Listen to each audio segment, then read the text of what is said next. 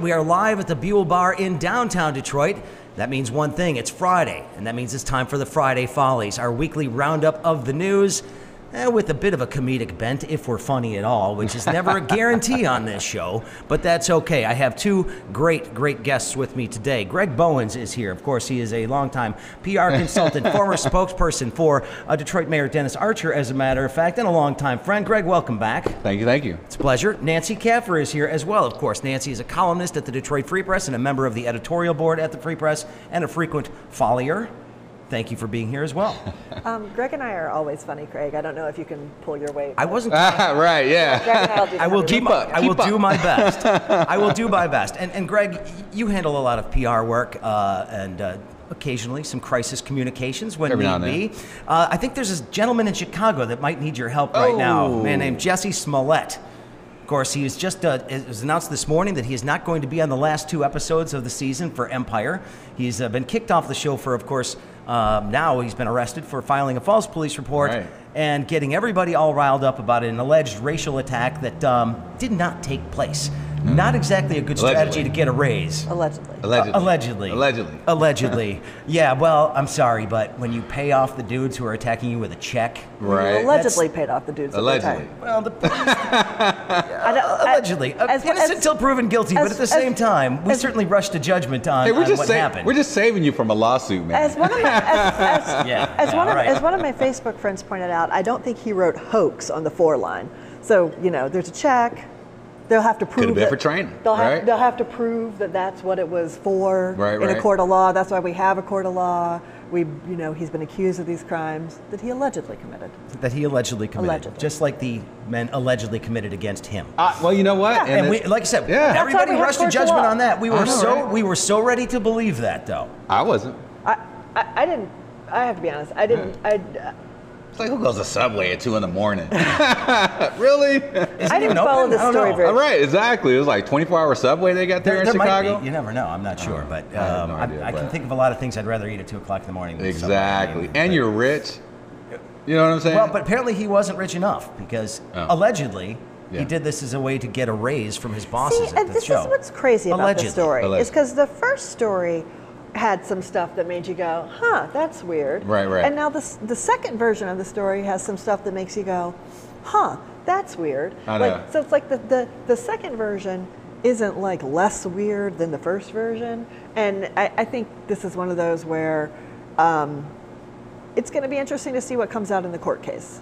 Because it's again, the idea that you would stage an attack and that would somehow boost your salary, that's crazy. Nothing about this makes any sense at all. No, exactly. Well, I mean, you become like a media figure, in the cast. You become the person that everybody's turning the Empire to watch in some kind of way. Yeah. And but I mean, you have to be pretty narcissistic to want to do this. And maybe he just didn't have a real understanding of the impact that this kind of thing would have. You know what I mean? Well, allegedly. I think the thing about this that ticks me off the most, though, is it's given Donald Trump an opportunity to play the victim card here, and that's the thing. That you can never have a situation where you allow that to happen because now he's like, look at these poor MAGA people who are getting this kind of abuse and all this sort of stuff. And the other thing about it that was funny to me was how many politicians had put things out on their Twitter feed, or one of their handlers put something out on their Twitter feed that are now sort of having to backtrack all this, deleted tweets everywhere, but everybody has screen captures of all that kind of stuff. But here's an important thing to remember. There are a lot of hate crimes in this country. Absolutely. Every day there are hate crimes. It undermines a lot of those. But also the idea that when someone reports a hate crime, people believe them, isn't mean that they're flawed or that they were too ready to believe it, because this is a thing that happens often. And I'll also say, you may have heard some issues with Chicago and policing and race. A couple issues. Sure. So, I mean, there's not for someone to believe that this attack happened as reported doesn't mean that they were too credulous or that they were too eager to make a certain case. We have a lot of hate crimes in this country, and they're growing. The number is growing. So this is not. It wasn't crazy for people to believe this happened. I have to be honest. I didn't follow this story too closely beyond the headlines when it first came out because. It's distressing and whatever, and I just it's not something that I really followed too closely, and I didn't really, now you kind of can't escape the story. It's everywhere, so it's. Well, I mean, that's the thing. Anytime you give Donald Trump and those folks the opportunity to play the victim, it becomes, on top of what we normally have in terms of people crying wolf when it's not true, right? And so that undermines so many things on so many different levels, whether you're African American, whether you're gay, all that stuff.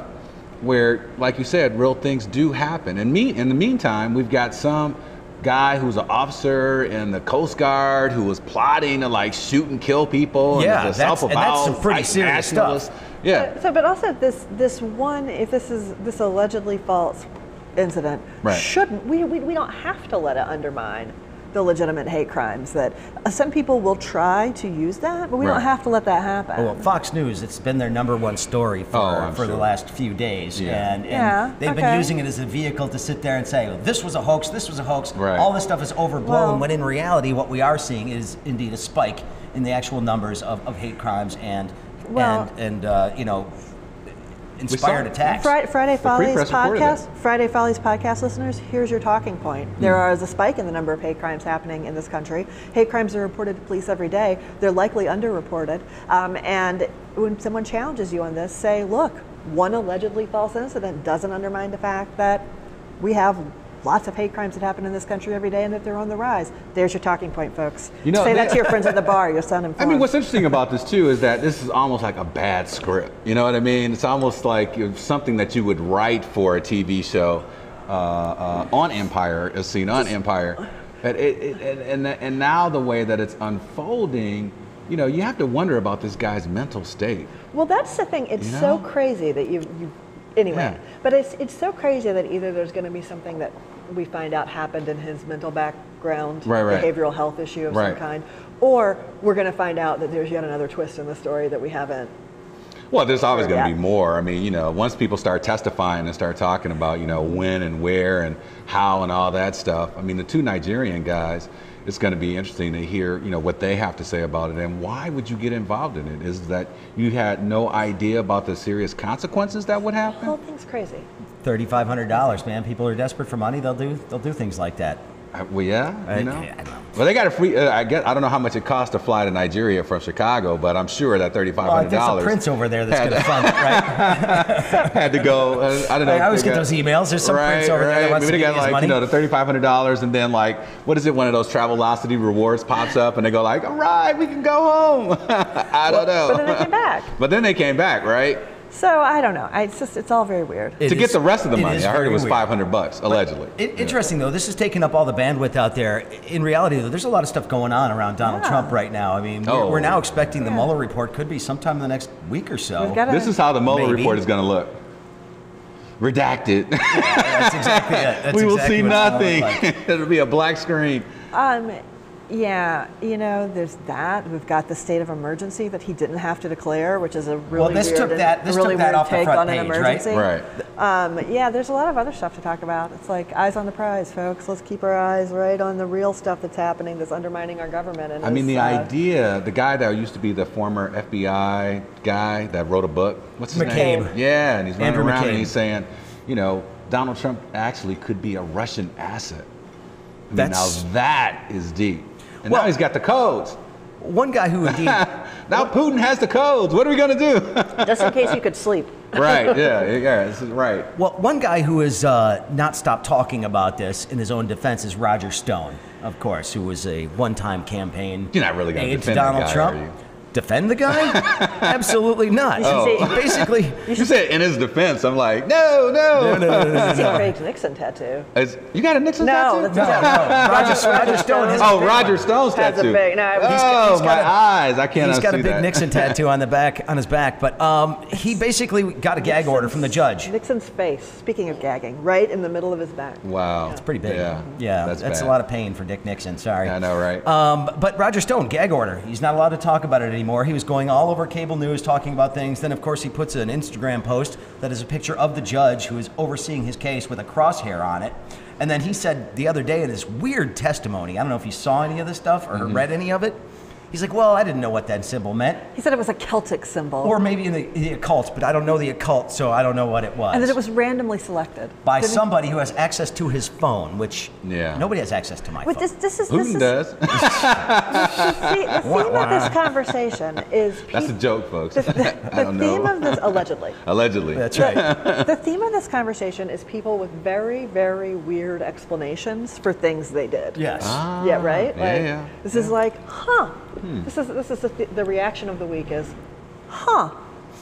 Yeah, I don't know how you can say, I put a picture randomly of the judge who it just happened to have a thing that looked like a crosshairs, but it was just a crazy coincidence. It's just a random picture that somebody had sent me that I had on my phone for some reason. I guess he was just trying to give her an Irish blessing. What is that? What it was? Really? Sort of like one of those friendship rings things with the two hands coming together. I mean, what? The heart. It's crazy. Yeah, say it with me. Well, anybody want to take bets on how long he stays out of the media? If he can actually comply with it? End of day.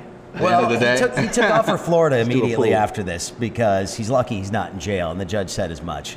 Open your mouth again, Florida. I'm going to put you in jail. That's not a weird place to go. Well, we'll get into Florida a little bit later. Florida makes a triumphant return to the Friday Fahles today, so that's a big deal. It's been a couple of weeks since I had any Florida news, because Florida Man is always a story, right? I know, right? Florida Man. So we'll get into that a little later. But I missed the chant. You know, every time he comes out of the courtroom, they go lock him up.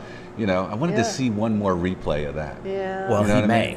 Well, let's get into politics here a little bit. Bernie Sanders announces his run, and of course, the Democrats are all freaking out, trying to figure out what they're going to do about Bernie this time around. We are freaking out. In the meantime, he's raising some serious cash. He's raising a lot of cash. He will be 79 years old if he's elected, which is not young. I remember when I was a kid and Ronald Reagan got elected, he was going to be 70 when he took office, and everybody thought that was just far too old for the job. Clearly, healthcare has improved a little bit since then, at least in terms of medical care. Not funding. Didn't say funding, everybody. But Bernie Sanders, I mean, like I said, the Democrats are freaking out about this. They don't know what to do with Bernie. We never do. I mean, there's still, we had our convention a couple of weeks ago, our state convention a couple of weeks ago. I ran, the other lady won. Good job. Hey, congratulations. Good. Thank you. You're good sports, sir. But, the progressive wing, there's still that sort of like fight that goes on inside the Democratic Party between the Bernie bros and everybody else. You know what I mean? And there are people that are they're dying to see him in the race. And you folks might remember, we begged Bernie Sanders to get in the race in the first place because Hillary Clinton was too centrist, remember? We needed because she was going to run unopposed. And it was like, please, somebody get in the race and move her to the left. Bernie got in the race and burnt the house down. And now there's sort of like this permanent faction inside of the Democratic Party that has been fighting hard, and they have been getting power in the state Democratic Party. They now sit on the state central committee. They're on a bunch of the different district boards and stuff like that. The cannabis caucus, the progressive caucus. I mean, they're serious. So here's two things that the faction that was pro-Bernie in 2016 said about Hillary. She's such a divisive candidate, and you're underestimating how much people dislike her. Here's what I would like to say to Bernie bros. He's a very divisive candidate, and you're underestimating how much people dislike him. I mean, there are a lot of people with real hard feelings about what happened in 2016. He has very high favorable ratings right now, but so did Hillary prior to the 2016 campaign, higher actually than his are now. Mm-hmm. There's a thing that happens when you go through a campaign where your favorable ratings don't tend to stay as exciting and shiny as they were before. And he is someone, again, there's a lot of animosity. A lot of people consider him one of the factors that led to Trump's win. And I don't think that Democrats, I don't know, a big lesson from 2016 is that people aren't going to start liking your candidate just because you think they ought to. That is a lesson that anyone who backed Hillary can tell you. People aren't going to start liking your candidate because you think they should. And that applies to Bernie. It's not just a Hillary lesson. Also a lot more competition for the Bernie faction than there was last time around. Yeah, I mean, you've got a number of candidates that are espousing the exact same sort of ideas that he is, that I think are going to take a lot of the oxygen out of his balloon here. And I don't know if that's the right phrase. I'm mixing my metaphors here. But, it's not going to be as easy a path for him. It's not going to be a simple split between Hillary and Bernie this time around. And here's a serious question. I realize we have set a very low bar for the office of the presidency right now, but regardless of the campaign, regardless of how effective he is at mobilizing people, regardless of how good he is at raising money, regardless of how good he is at throwing out progressive issues, do you see Bernie Sanders functioning as president of the United States? Do you feel like he would be an effective president? That's a question we have to bring back. There needs to be some meat on the bones. I mean, you can say you want to do all this kind of stuff, but now people are like, all right, how are you going to do that? Well, but now you didn't have to last time. Now because the landscape has changed, in part because of him pushing those issues out there, there can be more serious discussions about, you know, these proposals. You know, we really, as opposed to looking at it and saying college for everybody and then going like, oh hell, we're never going to be able to pay for that. How are we going to do that? Now we can have a discussion about it. We talk about free Medicaid for Medicare, free health care, not Medicaid, health care for everybody. How does that look and what kind of impact will that have on the system of people who depend on Medicaid right now, for example? And so, you know, I look forward to seeing that kind of thing, but visioning Bernie Sanders as president, you know, I kind of see Larry David. You know, I don't disagree with that. Yeah, it's great. Larry David, I love that. There are other very progressive candidates in the field who are also a little more. Who are also actually Democrats, by the way. Well, yeah, there's that. I mean, that's a grudge that the Dems are going to hold on to for a little while. But who also have been more effective. But who've also been more effective in their jobs and who are more able to. Have more of a deeper think about policy. Right. I mean, I don't know. It's a crowded field. I expect a couple more people are going to announce before we're through here. Yeah. The first debates are in June. Yeah, they're coming up. Yeah. Ugh. The NBC family of companies is going to have them all on. I wish we had a law. Shock. I wish we had a law that this campaign couldn't start till January of 2020. Wouldn't that be nice? I actually think that would be a good move. I would like to see a reduction in the amount of time they get to campaign as well. It's just been like it's going to be a miserable 2 years. Which one of these folks can insult better than Donald Trump? You know? It's a good question. That's how he wins. He goes out and he Beto O'Rourke dogs everybody else out. I noticed in the You're not going to say Trump is sounding presidential now. No. Right? Whoa. Let's not get crazy here, folks. Come on now. In the Kavanaugh hearings. Yeah. But in the Kavanaugh hearings, I just want to say when the senators were questioning him, and Kavanaugh talked over a lot of the senators who were questioning him. I mean, you know, it's particularly some of the female senators. I will say Cory Booker has something going for him, which is a very his voice like reverberates, like he's got a very deep, you like that? Yeah, and notice that it kind of cut through in the contentious Supreme Court hearings. It kind of cut through Kavanaugh, like screeching at him in a way that. So I'm going to say you may not have to beat Donald Trump on insulting if you have like a deep and impressive sounding voice. Wait, speaking of Brett Kavanaugh, and also Kamala Harris. She her prosecutorial technique really seemed to put Kavanaugh. I mean, there were a couple of people who stood out as when they spoke, and I'm not speaking at all to whether they should be president or whether they're a candidate that whatever. But I'm talking about people who, in a situation with someone who is very keyed up and flinging insults and sort of behaving disrespectfully. Kamala Harris and Cory Booker both, I thought, stood out for being able to kind of, and Mazie Hirono did too, I thought, but she's not running. But really, really kept control of the conversation and really stayed on target. And so you don't necessarily have to fight fire with fire, but you do have to bring your own brand of shutting it down to the table. And we saw that those guys were able to do it.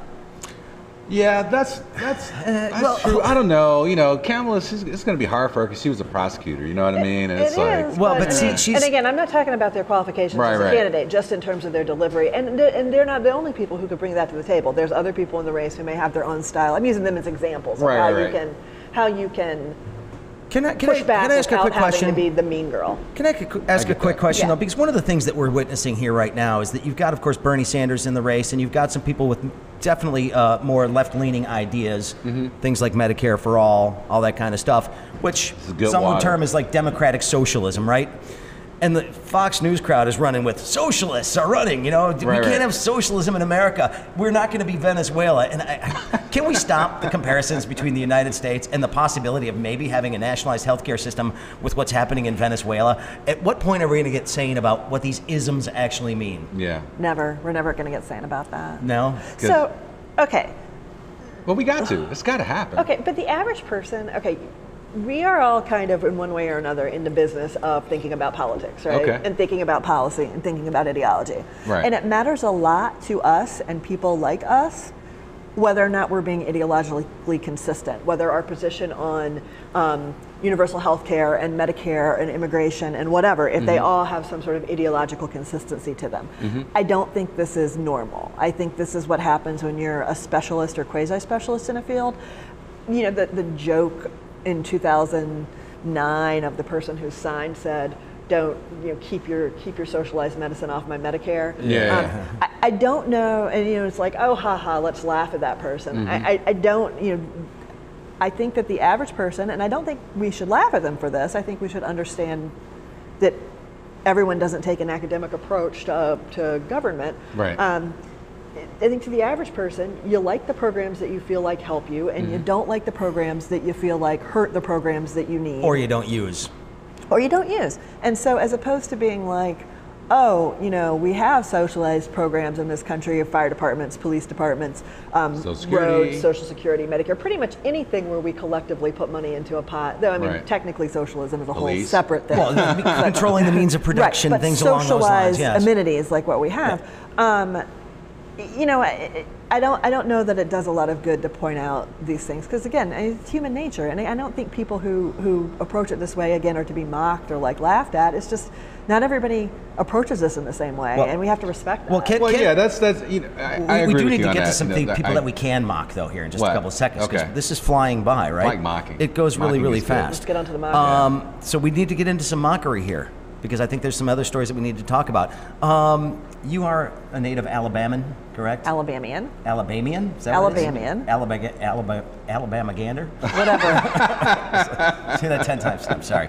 You want to zoom in on the eye roll? I can do it again. Yeah, sorry. And You're going to get some crosshairs over there, buddy. I'm not blaming her for this.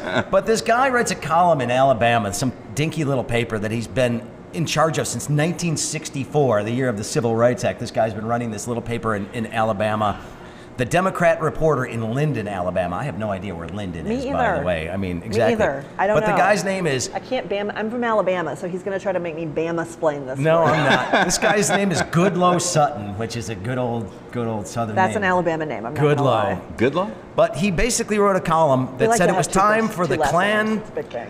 His column was entitled, "Time for the Ku Klux Klan to Night Ride Again." This guy writes this paper, and he said, this is great, if we could get the Klan to go up there and clean out D.C., we'd all be better off.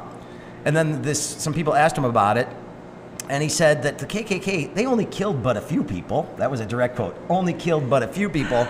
And he didn't consider it a violent group. He said they're more like the NAACP. Well, I should let you know that Greg Bowens is the head of the Grosse Pointe chapter of the NAACP Well, my term just ended last month. Oh, did it? Yeah. Well, hey, you got Founding it started. president. You got it started, which is not a small deal. But, right. You know, that's got to burn a little bit. You know, oh, the KKK is like the NAACP. My ass, people. I know. Don't let anybody feed you that kind of crap ever. It's not the same thing. It's not even close to the same thing. And most sane people would recognize that. But the fact that there's still people out there doing this kind of crap is ridiculous. This is a person. No, people.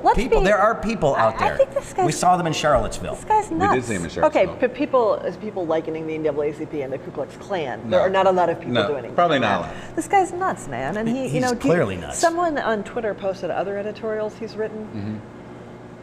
It seems to be just... He seems crazy and gross and awful and old. I mean, and his stuff is like... That's why it's important to own your own paper. Henry Ford knew this back in the day. He wrote an editorial encouraging in 2016, encouraging people to vote for the real American, not the Ivy League social climber, which I guess he meant... Barack Obama? It's 2016. Oh, 2016. I'm sorry, did I say the wrong date? Saying, I thought the Ivy League social climber was Trump, but apparently he meant Hillary. Well, wait, he did go to the Wharton School, didn't he? That's technically... He went to Barber School? Is that what you said? The Wharton School. Wharton. Yeah. That was a social promotion. Yeah, but apparently he meant, the Ivy League social climber with a lust for money, he meant Hillary. It was apparently... Oh, wow. I would have read that to mean Trump, but whatever. Not the guy with the gold toilets in his private plane. And then he wrote another editorial thanking Russia if they had anything to do with defeating Hillary, because he thought that was a good move, and whoever helped, thanked them, and so go Russia. So I mean, this guy is This guy is. But how does this kind of thing get promoted in the media? I mean, how does it gain traction? You just pointed out he wrote a lot of stuff. I think the Russians are behind it again. I really do. They have never stopped. I think what happened Those are bots pushing that story. It came across the desk of someone at the paper in Montgomery, which I guess is close to this place. Yeah. And then, I don't know, probably but they wouldn't go, oh, that's old Goodlow. He's just crazy. Don't pay any attention to him. I think it's probably, I mean, but clicks. Everybody wants clicks, man. We don't control the story anymore either, though. Someone could put it out on Twitter. That's true. You know, someone could post it on Facebook or TikTok.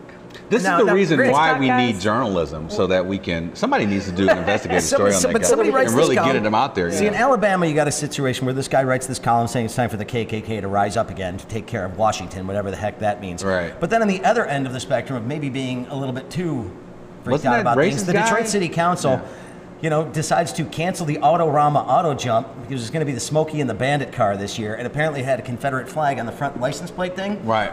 So they nixed the whole thing rather than just take the plate off. I mean, you could do that, I suppose. Well, I mean, maybe they wouldn't. Well, no, the whole car it's got, you know how the car looks. No, that's the General Lee from Dukes of Hazzard. Yeah, this is the Smokey and the Bandit Firebird Trans Am, the black one with the gold I've thing. never seen it had a I saw the Confederate picture flag in on the front license plate thing. Okay. Good. But good. I'm sorry, the car jump is a cool thing that they do out there. Tear down all the statues and crush all the Smokey and the Bandit cars. That's what I say. I've never seen Smokey and the Bandit. You haven't seen Smokey? No, I would agree that. Burt Reynolds, Sally Field, come on now. Not even a rerun. No, sorry guys. It was a big thing in the 70s. I'm gonna say You weren't around for that I agree. There's no place for the Confederate flag. No. A lady from Alabama is here to tell you there's no place for the Confederate flag. Oh, so now you're speaking for all of Alabama? Yes. Alabama She's Bama's playing it for you now. Now I'm going to ban this story. Yeah. Well, and also though, Michigan, let's get right with the Lord on this, because I see Confederate flags all over absolutely. the place. Oh my God. In Michigan, and well, Kid Rock. What even is that? Kid Rock from suburban Detroit. Confederate flags all over It's the stuff. lie that people are trying to tell, that the Civil War was about states' rights and all this stuff. I saw a T-shirt for sale on Mackinac Island. Did you? That said, with the Confederate flag, that said, if this flag makes you angry, you don't know history. I complained to the I told the manager, like, I was going to buy something. I didn't buy a T-shirt for my kid while I'm up there. Like, if I was going to buy T-shirts for my souvenir T-shirts here, and he's selling it. He's selling it underneath Fort Mackinac, right? There's a fort on the hill overlooking that was part of the Union. And I was there. It wasn't for the annual policy conference, but I was up there for the biannual Republican conference. So I mean, this is like a lot of people on this island all the time. And this guy is like, "Hey, I'm going to sell this gross T-shirt." Well, we know the flag and the statues were all built up in the before the Civil Rights, and particularly during the Civil Rights era, as a response to people trying to exercise their civil rights, you know? Sure. Yeah. So, and also, like, the people who say that it's about Southern heritage and it's not just about, no, it's not.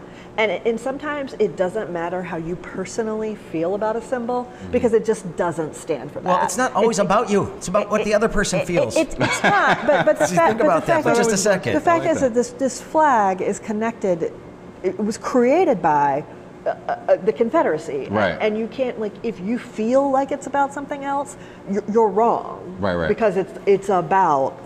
Well, like, this is not like, I mean, this is what it is. Why couldn't they just put the American flag on the front of the license plate? Yeah. Good question. Blue and good white, question. and, you know. So let's stay down south for a little bit, but on some of the goofier stuff, because this is Florida. A man a Florida man, again, Florida man, this is how you start these, was arrested. He got in a fight with his girlfriend, and he got arrested for throwing a burrito at her face. Hey, you know, that's... I'm sorry, I like burritos. I don't think I'd want to do that. I can't imagine what made me so angry that I needed to throw a burrito. Well, you would have to let go of your burrito. Yeah. You would have to let that go, right? To get my burrito, he pried from my cold, dead fingers. And the other story from Florida... Well, why? I mean, but that's still assault. Yeah. If I throw this phone at you and bing you in the head with it, yeah, right. That would hurt a lot more than a burrito, probably. It depends on what's in it. It's just It's Florida after all. Right? Was it frozen or was it cooked? And if it was Chipotle, it could be a biohazard. So. I think you should. There you go. I think you should gently pass a burrito to someone you love. That's there you go. Yeah. Okay, this is in Georgia. This is in Georgia. Guy got in a fight with his family over a box of Cheez-Its. Yeah. So he locks them in the house, pours gasoline on the front porch, and lights the house on fire. His mother had to escape from a second-floor window. The guy burnt the house down over a box of freaking Cheez-Its. It couldn't have been because of that. It had to be something leading up to. Greg, it's because he was crazy. Yeah. That's exactly it. Mental illness is for Let's real, go to the folks. response of the week. Huh. Right. You got to be crazy to do something like that. Yeah, of course. And there's got to be way more to the story. But I mean, these are is there any other snack food? Gladys family Is there wasn't any hurt. other snack food that can incite that much excitement than a box of Cheetos? Because I'm not sure there is a more perfect snack food than Cheez-Its. This is the clickbait that this is the society that we're in now. This is what goes for news. You know, there's a deeper story there. We all know it, right? Well, but I have to dig this stuff up in the deep recesses of the news world. Friday. Yeah, Fahles. right. This Google 5 minutes. Google Cheez-Its and fire. Cheez-Its, Georgia. We It'll could be be there. discussing my column this week about a Detroit Future Cities report on the state of the African American middle class in Detroit. But this is the Friday Follies, though, Nancy. Yeah. We'll actually have you on my regular show to talk about that kind of stuff. You should. I will. I actually thought. Was there something really funny about it? Because we could talk about it. No. Serious. Have you guys seen this one? This was proof that the. Well, what's funny about a man burning his house down with people inside? That's not funny. Well, the fact that the fight That's was true. over a box of Cheez-Its. Yeah, they could have died. Well, they could have, but they didn't. They all lived. What if this Thank was God. staged? No, never mind. What if he paid? Yeah, did he pay them? Did he pay them? All right, this is a sign that the dorks are truly taking over. Now we're dorks. Watch out, In because we're France, sci-fi in people. France, I love sci-fi. Okay. Trust me, all I'm right. a Trekkie. waiting for Game of Thrones. I'm a That's Star the last. Well, the thing she's that's- all over that stuff. I know. waiting for. But Yeah, and yeah. you know, I've got a problem because we have Dish Network and they're in a dispute with HBO and they have canceled their You can stuff. get the little app. I'm gonna have to do something because I'm gonna have to watch this $10 one a because I month. don't want to listen to all of you guys talking about these episodes and not being able to $10 a join month. in. I just You can can't. I afford can't it. wait. Yeah, it's going to be exciting. But I'm already That's paying good. for I that know, stuff. right? Anyway, but It's too bad. I French. can't watch Star Trek. The French people that oversee fencing have now accepted lightsaber duels as an official part of the fencing world now. Well, that would be interesting if you could actually stab somebody with a lightsaber, you know? But lightsaber dueling has become an official sport in France, and that's kind of interesting. And apparently there's something about the way that you have to do it. So it has to like go behind your back or something. You're not allowed to just, swing You're not allowed wildly. to just swing wildly, no. And Can you so- use the force? Yeah, apparently. Is the force allowed? That's the Can you thing. use the force?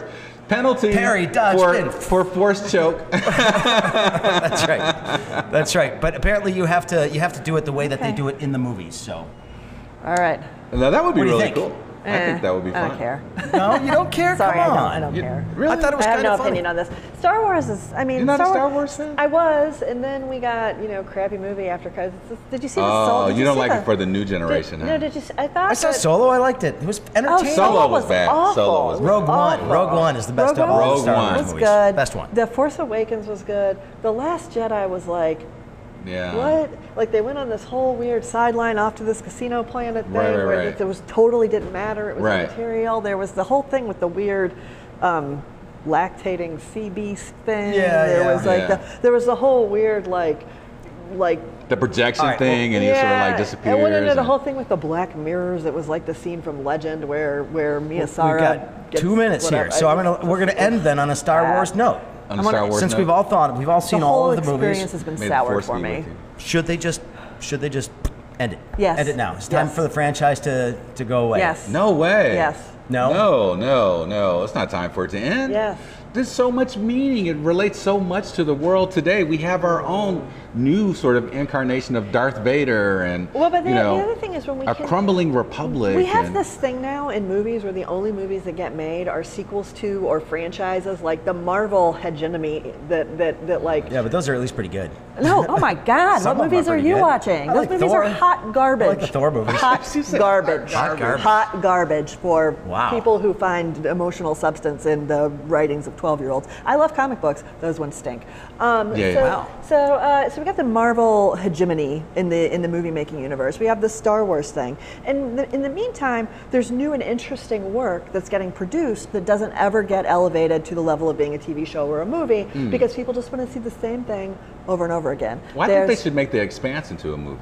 That would be good. Yeah, sure. There's That would be good. Do you ever watch it? there is work being created right now that is new and exciting science fiction. Right. that gets, you know, kind of crowded out of this. You know, we've got Game of Thrones, and then there's going to be a Game of Thrones prequel and a Game of Thrones spin-off on HBO, which gives it the prestige treatment. There's a wonderful African-American science fiction writer, a woman named N.K. Jemisin, who wrote a series called The Broken Earth that is great, got picked up by TNT for a show, which is wonderful that it got picked up for a show, but wouldn't it be cool if she got picked up by Showtime or HBO? I mean, I hope it's a long-running show that does amazingly. And I hope TNT does a great job with it. But like, we're seeing this thing where new and emerging people are getting kind of not as many opportunities because we have more of the same being cranked out by but now we have the Space Force. The president's given us Space Force, so we've got ground zero for new exciting work. Is that what you were talking about? Space Force gets up and running. I can't wait till we get the John Wayne style Green Berets type movie about the Space Force. Right. Right. All right, we got to wrap it up. Nancy, I know you've got an interview to do. I'm late for an interview. I hope she's not. Is that right? Netflix let me finish the show. I hope she's not watching everybody. right now, wondering why I'm not calling her. Well, because you know we got to do it. All right, we're gonna let Nancy actually go do some journalism. She's got to go do that kind of stuff. Greg's gonna go do what he's got to do. I've got a little bit of editing to do myself. Thank you both, Nancy Caff, Greg Bullens, for being with us for the Friday Follies today. Thank you for watching.